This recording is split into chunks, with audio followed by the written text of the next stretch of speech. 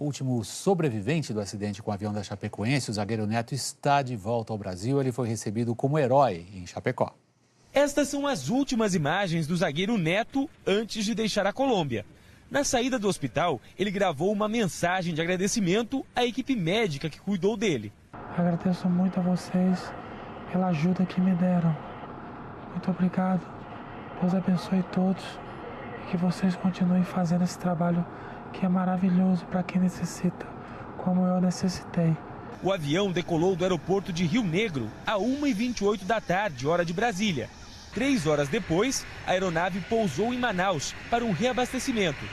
De dentro do avião, o médico Edson Stakonski publicou esta foto numa rede social.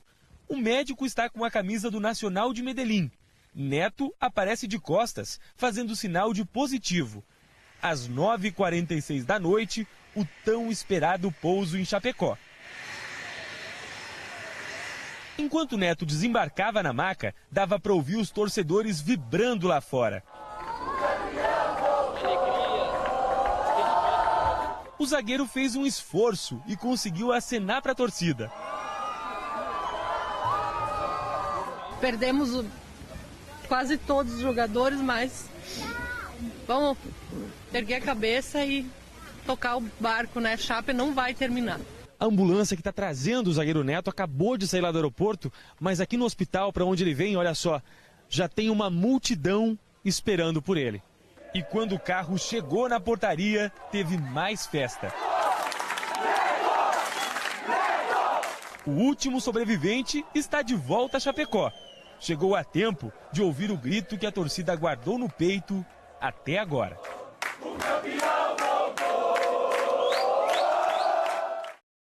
Com a chegada do Neto, todos os brasileiros que sobreviveram ao desastre estão de volta ao Brasil. Vamos então ao vivo a Chapecó, lá continua o repórter Murilo Souza. Ele atualiza as informações sobre o estado de saúde de todos esses sobreviventes. Murilo, boa noite. Boa noite, William. Boa noite a todos. Segundo a equipe médica, o Neto teve um pouco de dor e desconforto, mas o voo foi bastante tranquilo. Ele veio conversando o tempo todo. E assim que chegou aqui no hospital de Chapecó, ele foi direto para o quarto de isolamento. Ele passa por uma série de exames para avaliar os ferimentos. E só depois os médicos vão ter ideia de como vai ser o tratamento dele por aqui, mas eles destacaram na coletiva que a fase mais crítica, felizmente, já passou. E também temos outras boas notícias aqui de Chapecó. O Alan Ruschel já está fora do isolamento e, segundo os médicos, ele deve ter alta amanhã à tarde. Sobre o Rafael Renzil, o radialista Rafael Renzil, os médicos retiraram o dreno dos pulmões. Ele tem um ferimento no pé esquerdo, mas se recupera bem. E em São Paulo, o goleiro Jackson Follmann continua na unidade semi-intensiva, mas hoje, pela primeira vez, ele conseguiu sentar numa poltrona, o que para os médicos é uma evolução muito importante, principalmente para a recuperação da musculatura. E a previsão é de que o Follmann venha aqui para Chapecó no próximo domingo. William. Muito obrigado, Murilo. Boa noite para você em Chapecó. Realmente a Chapecoense poderá se erguer de todo esse acidente que vitimou 71 pessoas e que o mundo sentiu, né? É um processo de muito cuidado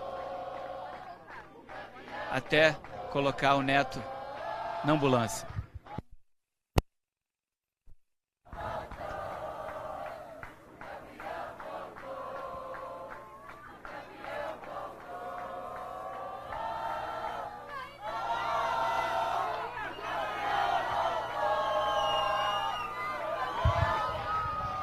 Tá aí um momento de muita emoção, o Neto chegando até a acenar para os torcedores aqui no aeroporto municipal de Chapecó. Nesse momento, aquele procedimento que é de muito cuidado para ele entrar agora na ambulância. A gente vê aqui torcedores inclusive chorando. Muita comoção aqui no aeroporto, muita emoção mesmo. O governo propôs aliviar a vida de empresas e de pessoas através de uma série de medidas voltadas a impostos, a juros, a crédito, desburocratização, ou seja, o custo Brasil. Vamos ao vivo a Brasília com Giovana Teles. Giovana, Boa noite, Giovana. Giovana, vamos começar a nossa conversa pedindo para você dar uma boa resumida para as pessoas entenderem, afinal de contas, em primeiro lugar, o que é que está aí no forno.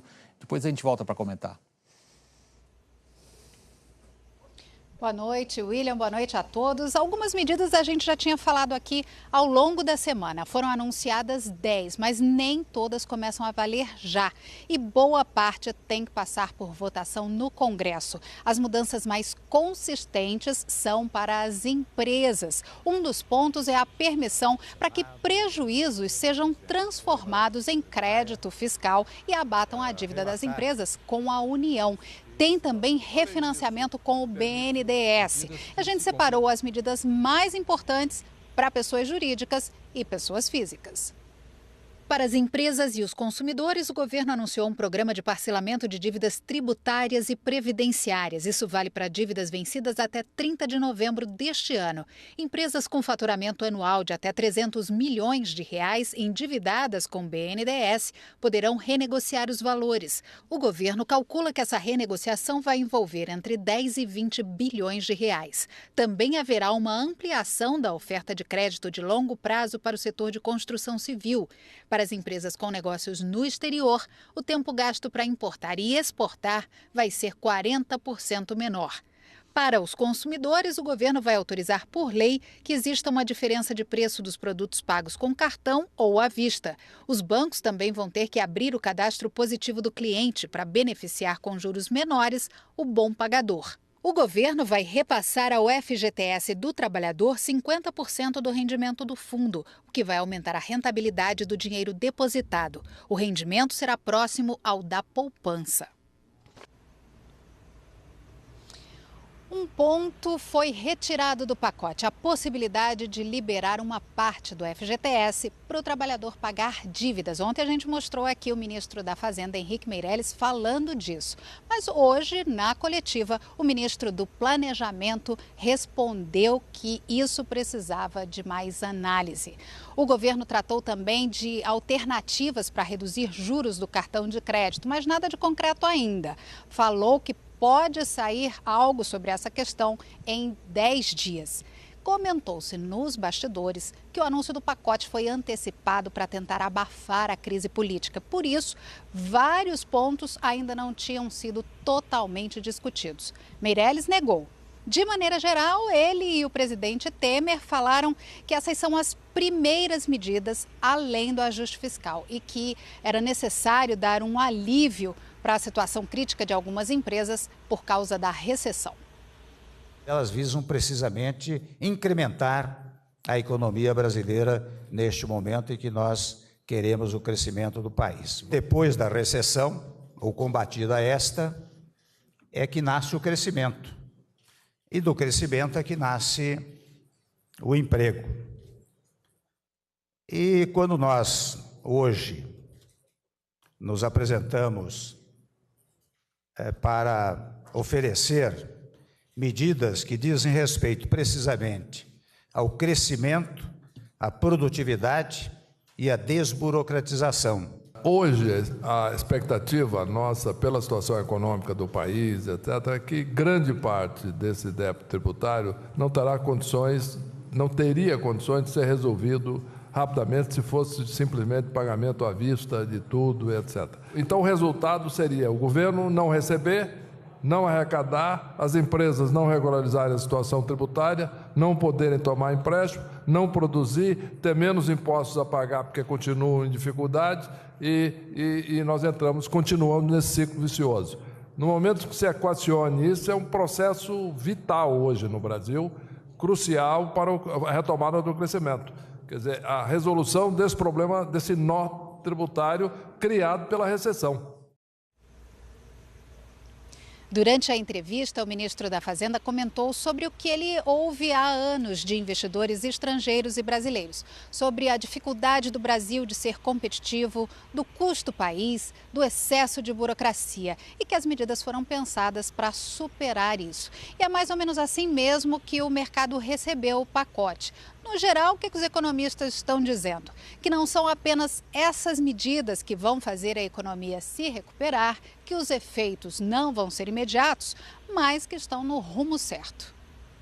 Vai levar algum tempo até dar resultados, porque o tamanho da necessidade, tanto para as pessoas físicas quanto para as empresas, não ficará resolvido com esse pacote. É uma sinalização, ele parece em alguns aspectos mais uma carta de intenções, coisas que se pretendem fazer, mas o efeito não será imediato. Quando você ajuda uma empresa, você na verdade está ajudando os empregados que estão nessa empresa, você está ajudando ao investimento que essa empresa vai poder fazer comprando máquinas e coisas de outras empresas, você tem um efeito de propagação muito grande.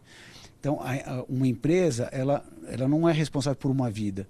Tem empresas que são responsáveis por 100 mil vidas, em termos de salários, a vida, vamos dizer, financeira dessas famílias. E com isso, quando você ajuda uma empresa nessa situação dramática, ficar bem e começar a olhar para frente, você está ajudando a toda. Então é uma coisa que tem uma dimensão muito maior do que pessoa a pessoa, né? Giovana, a gente escolheu de propósito, nessa primeira parte da tua participação aqui no Jornal da Globo, falar de empresas e das pessoas físicas. Agora, depende tanta coisa no Brasil do que acontece com o que o governo faz a respeito das próprias contas. E hoje, com a proposta de um orçamento, a pergunta então a você é a seguinte: do lado do governo, temos finalmente um orçamento para valer depois da aprovação do teto dos gastos públicos? Olha, William, é para ser. É o discurso dos parlamentares e do governo. Foi aprovado hoje o primeiro orçamento com a regra de que as despesas não podem crescer mais que a inflação do ano anterior.